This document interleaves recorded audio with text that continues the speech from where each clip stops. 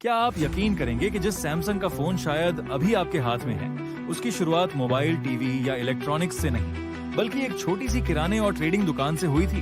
और आज ये कंपनी इतनी बड़ी है कि इसका प्रभाव पूरे साउथ कोरिया की अर्थव्यवस्था पर पड़ता है। साल 1938 में 28 वर्षीय ली ब्यूंग चुल ने दक्षिण कोरिया के एक छोटे शहर में सैमसंग की स्थापना की।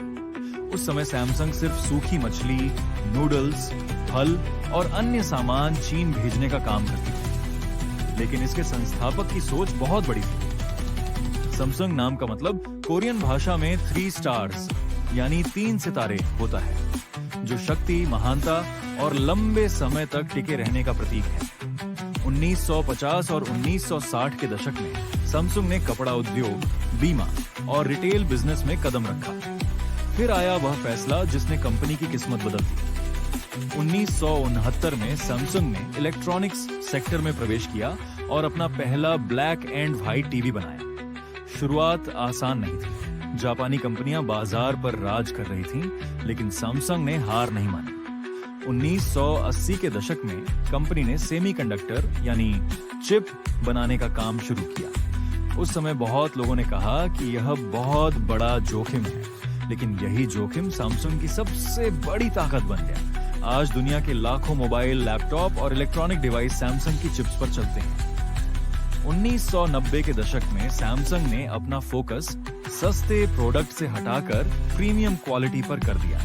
कंपनी ने रिसर्च और इनोवेशन पर अरबों डॉलर खर्च किए। फिर आया स्मार्टफोन का दौर। सैमसंग ने एंड्रॉइड मार्केट में अपनी गैलेक्सी सीरीज लॉन्च की और दुनिया की सबसे बड़ी स्मार्टफोन कंपनियों में शामिल हो गई। आज सैमसंग सिर्फ फोन नहीं बनाती, ये TV, fridge, washing machine, chips, display, battery और कई अत्याधुनिक तकनीकों में दुनिया की अग्रणी कंपनियों में से एक है। कंपनी का मूल्य सैकड़ों अरब डॉलर है और इसके लाखों कर्मचारी दुनिया भर में काम करते हैं। दक्षिण कोरिया के कुल निर्यात का बड़ा हिस्सा सैमसंग से जुड़ा रहा है। कई लोग मजाक में कहते हैं कि सैमसंग दक्षिण कोरिया के अंदर एक कंपनी नहीं, बल्कि एक देश के अंदर दूसरा देश है। सैमसंग की कहानी हमें सिखाती है कि बड़ी सफलता रातों रात नहीं मिलती। एक छोटी ट्रेडिंग कंपनी से दुनिया की टेक्नोलॉजी दिग्गज बनने तक का सफर लगभग 90 साल लंबा रहा।